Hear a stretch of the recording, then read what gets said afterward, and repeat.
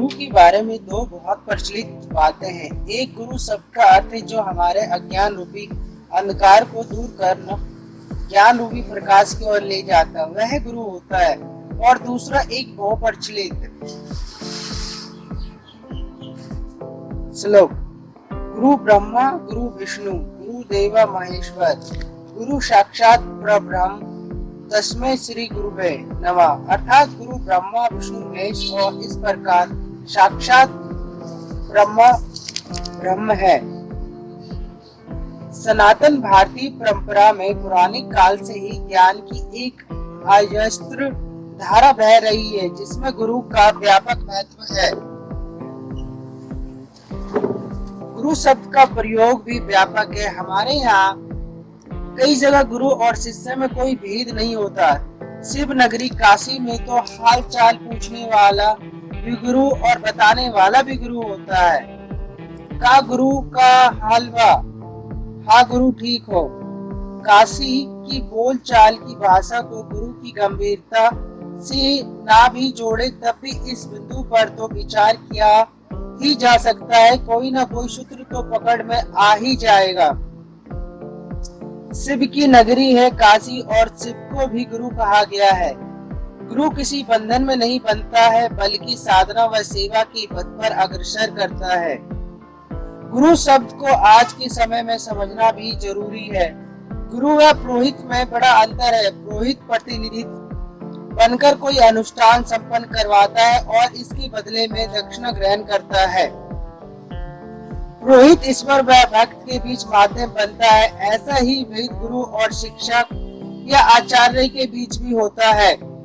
शिक्षक या आचार्य प्राथमिक या पारितोषिक के बदले में ज्ञान देते हैं। गुरु के साथ ही ज्ञान को भी समझना चाहिए। त्रिपुरा रहस्य में एक वर्णन आता है। ब्रह्म योगी गुरु दत्तात्रेय से प्रश्न किया जाता है कि मानवीय प्रज्ञा क्या है। यह बुद्धि और प्रज्ञा में बहुत बड़ा अंतर है। उस अंतर को समझने बिना ज्ञान नहीं हो सकता। गुरु दत्तात्रेय कहते हैं मानव में जो ज्ञान शक्ति है वह विषय मुक्ति हो तो प्रज्ञा बन जाती है। विषय के अभाव में ज्ञान स्वयं को जनता है। स्वयं द्वारा स्वयं का ज्ञानी प्रज्ञा है। स्वयं का स्वयं से प्रकाशित होना प्रज्ञा है। ज्ञान का स्वयं अपने आप पर लौट आना ही प्रज्ञा है और यही मनुष्य की चेतना की सबसे बड़ी क्रांति है। इसी की खोज में विद्वान सदियों से भारत आते रहे हैं। गुरु हमारी ज्ञान शक्ति पर छाए विषय रूपी अंधेरे को हटा देता है और ज्ञान स्वयं प्रकाशित हो उठता है। हम इधर उधर से ज्ञान अर्जित करते हैं, उसकी साथ थोड़ा थोड़ा विषय भी चला आता है, इसलिए सत्य का वास्तविक रूप स्वरूप हम नहीं समझ पाते। सच्चा गुरु वही है जो विषय रूपी अंधकार को परे हटाकर हमारी प्रज्ञा को स्वयं प्रकाशित होने में भूमिका निभाता है। अब प्रश्न यह उठता है कि सच्चे गुरु की पहचान कैसे हो। कथा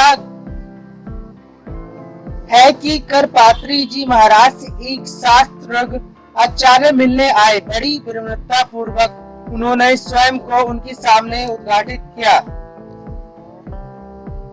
महाराज, मैंने शास्त्रों का अध्ययन किया है, दर्शन जानता है, शिष्यों को जगत मिथ्या भी पढ़ाता हूँ, परंतु आज तक स्वयं को नहीं समझ पाया कि यह जगत मिथ्या क्यों है।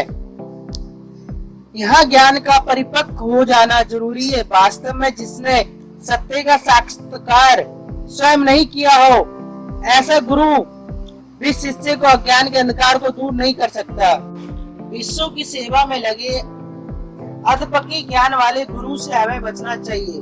गौर कीजिए, कई बार बहुत पास की चीज भी नजर नहीं आती। हम दूरबीन से चंद्रमा को देख लेते हैं, ऊंचे भवन की छत पर चढ़कर पूरा नगर देख लेते हैं, लेकिन अपनी ही आंख का काजल नहीं देख पाते हैं। इसके लिए आईने की आवश्यकता पड़ती है। गुरु वही आईना है जो सबसे निकट ईश्वरीय आत्म का साक्षात्कार करा देता है। वास्तव में सत्य के प्रति हम में आस्था होगी तभी हम गुरु की खोज करेंगे। क्योंकि आज सत्य के प्रति आस्था कम हुई है, इसलिए लोगों ने सच्चे गुरु को खोजना कम कर दिया है।